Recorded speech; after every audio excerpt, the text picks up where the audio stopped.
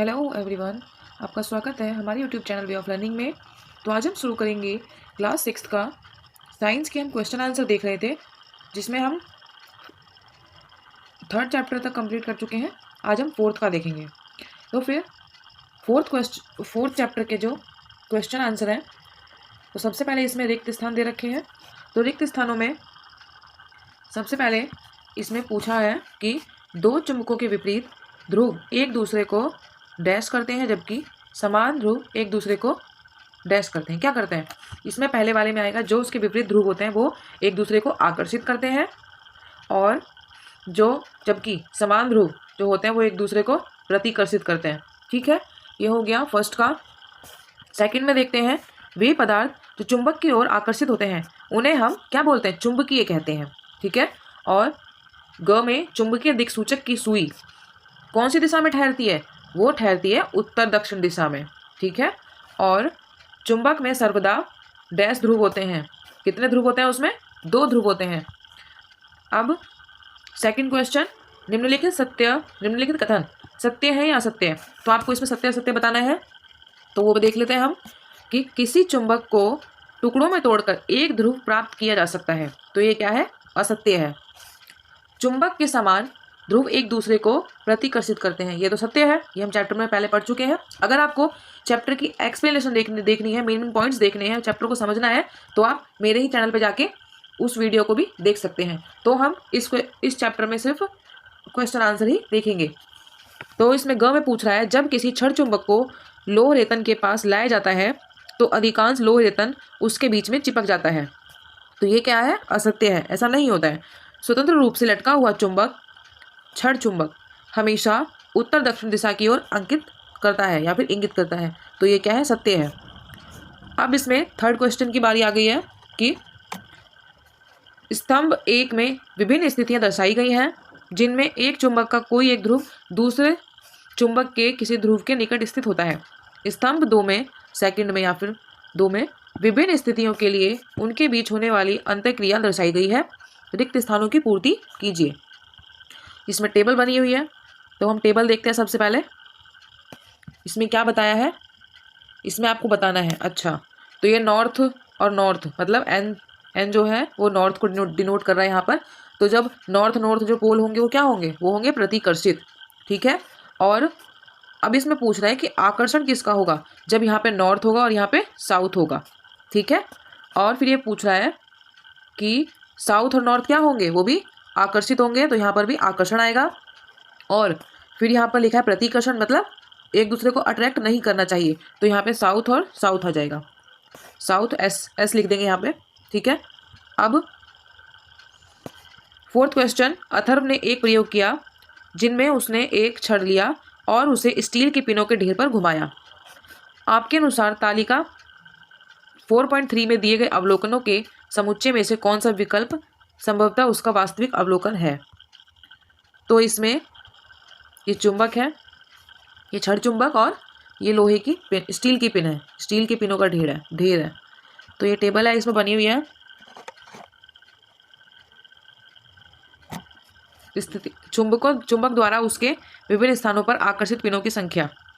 तो स्थिति क में 10 पिन आकर्षित हो रही है, फिर 10, फिर 2, 10, और स्थिति ख में ये वाली पिन, और ग में ये वाला। तो हमें चित्र से यह स्पष्ट है कि चुंबक के सिरों पर अधिक लोह भराव लगा हुआ है। ऐसा इसलिए है क्योंकि चुंबक की ताकत चुंबक के सिरों पर अधिक होती है, इसलिए विकल्प 1 सही है। तो हमें इन चारों में से एक को चुनना है। ठीक है, इस तालिका को हमें समझना पड़ेगा।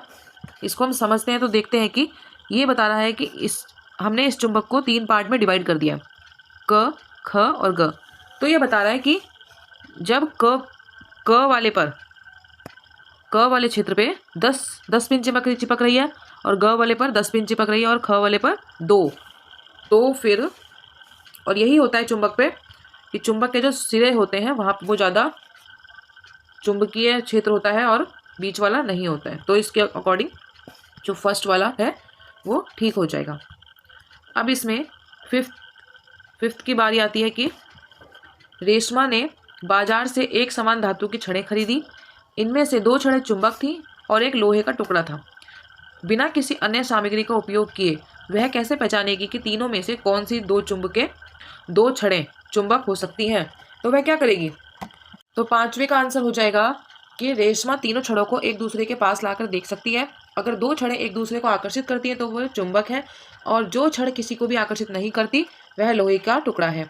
चुंबक आकर्षित और प्रतिकर्षित दोनों करते हैं, जबकि लोहा केवल आकर्षित करता है। इस प्रकार प्रतिकर्षण यह पता लगाने में मदद करता है कि कौन सा छड़ है और कौन सा चुंबक है। तो यह हो जाएगा 5th का। और इसमें 6 का देखते हैं। आपको एक चुंबक दिया गया है जिस पर ध्रुवों की पहचान अंकित नहीं है। आप एक अन्य चुंबक जिस पर ध्रुव अंकित है की सहायता से दिए गए चुंबक के ध्रुवों को पता लगा सकते हैं। तो हमें चुंबक के ध्रुवों का पता लगाना है, तो इसके लिए क्या करेंगे? अंकित चुंबक के ज्ञात उत्तरी ध्रुव को अज्ञात चुंबक के एक छोर के पास लाएं। यदि वे एक दूसरे को आकर्षित करते हैं तो अज्ञात चुंबक का वह छोर दक्षिण ध्रुव होगा। यदि वे प्रतिकर्षित करते हैं तो वह छोर उत्तरी ध्रुव होगा। और अचिन्हित चुंबक के ध्रुवों को खोजने के लिए चिन्हित चुंबक के एक सिरे को अचिन्हित चुंबक के एक सिरे के पास लाएं। यदि वे आकर्षित होते हैं तो अचिन्हित चुंबक का सिरा विपरीत ध्रुव होता है। अर्थात यदि चिन्हित उत्तरी ध्रुव आकर्षित है तो अचिन्हित सिरा दक्षिणी ध्रुव होता है। यदि वे प्रतिकर्षित करते हैं तो ध्रुव समान होते हैं। ये तो बहुत ही आसान है और हम पहले भी पढ़ चुके हैं, इसको नोट कर लेंगे। अब आया 7th क्वेश्चन। एक छड़ चुंबक पर उसके ध्रुवों को दर्शाने के लिए कोई चिन्ह अंकित नहीं है। आप किसी अन्य चुंबक का उपयोग किए बिना यह कैसे पता लगाएंगे कि उसका उत्तरी ध्रुव किस छोर पर स्थित है? तो 7वें का आंसर हो जाएगा, किसी चिन्ह के बिना आप छड़ चुंबक को स्वतंत्र रूप से लटकाकर या पानी में तैरने दें। चुंबक का वह छोर जो उत्तर दिशा की ओर इशारा करेगा वह उत्तरी ध्रुव है। जब एक छड़ चुंबक को स्वतंत्र रूप से लटकाया जाता है तो यह हमेशा उत्तर दक्षिण दिशा में रहता है। उत्तर की ओर इंगित करने वाला सिरे को उत्तर की ओर दिशा दिखने वाला सिरा या उत्तरी ध्रुव कहा जाता है, और दक्षिण की ओर इंगित करने वाले सिरे को दक्षिण की ओर दिखने वाला सिरा या फिर चुंबक का दक्षिणी ध्रुव कहा जाता है। तो यह हो जाएगा 7th का आंसर। अब इसमें 8th का आंसर, पहले क्वेश्चन देखते हैं 8th को। यदि पृथ्वी स्वयं एक चुंबक है तो क्या आप चुंबकीय दिक् सूचक से दिशा देखकर पृथ्वी के चुंबकीय ध्रुव का अनुमान लगा सकते हैं? हाँ, बिल्कुल लगा सकते हैं। तो फिर इसको भी नोट करेंगे मेरे साथ कि जी हाँ, हम चुंबकीय कंपास की दिशा देखकर पृथ्वी के चुंबक के ध्रुवों का अनुमान लगा सकते हैं। कंपास की सुई का उत्तर की ओर वाला सिरा पृथ्वी के भौगोलिक उत्तरी ध्रुव की ओर इशारा करता है। तो ये हो गया 8th का। अब 9th का देख लेते हैं पहले क्वेश्चन कि एक मिस्त्री पेचकस की सहायता से एक यंत्र की मरम्मत कर रहा है, लेकिन स्टील के पेच वाला बार बार नीचे गिर रहे थे।